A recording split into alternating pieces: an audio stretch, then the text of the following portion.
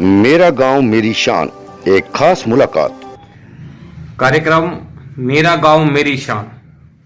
आज 7 डे हलचल की टीम पहुंची है गांव श्यामगढ़ में और हमारे बीच एक समाज सेवी शख्स बैठे हैं। अगर है सर आपको हमारे चैनल में।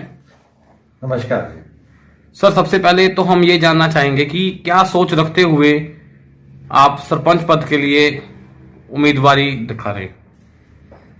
देखिए जी, मेरे पिताजी भी इस गांव के बहुत देर तक सरपंच रहे हैं और उन्होंने बहुत कार्य भी करे हैं। और पिछले कुछ सालों में जो इस गांव में बदलाव होता आ रहा है, बेहतर आने के बजाय बिगड़ता देखते हुए गांव वासियों से बात करी हमने। सबके विचार थे अब ये आने वाले मौजूदा चुनाव में कि अगर इस गांव को सुधारना है तो कुछ भी करना पड़ेगा। और सबसे सलाह लेते हुए, सबकी मशवरा लेते हुए ये सुझाव आया कि जी हमें इलेक्शन इस बार लड़ना चाहिए और इस गांव को बेहतरीन दोबारा जो पहले टाइम में होता था वैसे ही बनाना पड़ेगा। जहां स्वच्छता का कार्य है, जहां पर जोड़ों को ले लो, एंट्री ले लो गांव की, हर चीज का जो बहुत मसले हैं जो सुधारने वाले हैं। ग्रांटें भी बहुत आ रही हैं, गांव की आमदन भी बहुत है। तो इस सब को सोच के ये हमने फिर डिसाइड करा कि इस आने वाले चुनाव में हम भाग लेंगे और इस गांव को सुधारने का कदम शुरुआत करेंगे जी। सर, अगर आपको सरपंची का सेहरा पहनाया जाता है तो ऐसे कौन से कार्य हैं जो आप पहली कदम से करना चाहेंगे।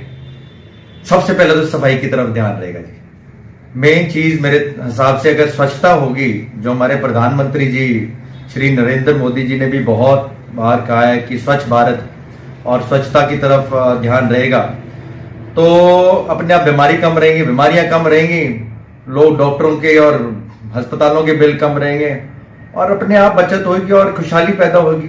सीधी सी बात है। तो स्वच्छता की तरफ ज्यादा ध्यान रहेगा।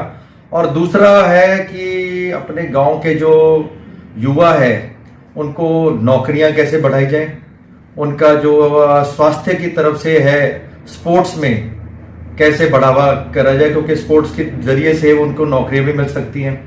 तो ये दो चीजें जो मैंने देखा यहाँ पर बिल्कुल मिसिंग है इस गांव में। मैं कई बार गया हूँ रोहतक वाली साइड में, देखा युवा बहुत भाग रहे हैं और पूछा भी है जी कितना भागते क्यों, क्या वजह क्या है, कहते जी नौकरियां हैं, चाहे पुलिस की ले लो या फौज की ले लो।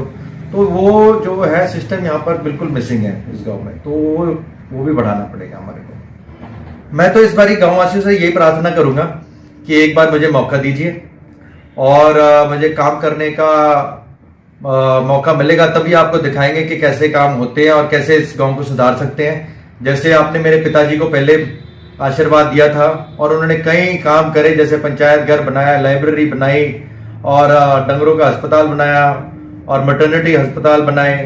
तो ऐसे आगे आने वाले टाइम में हम भी पूरे कार्य करके दिखाएंगे, काम करके दिखाएंगे, ना कि बातों से काम चलेगा। मेरी तो यही सोच है।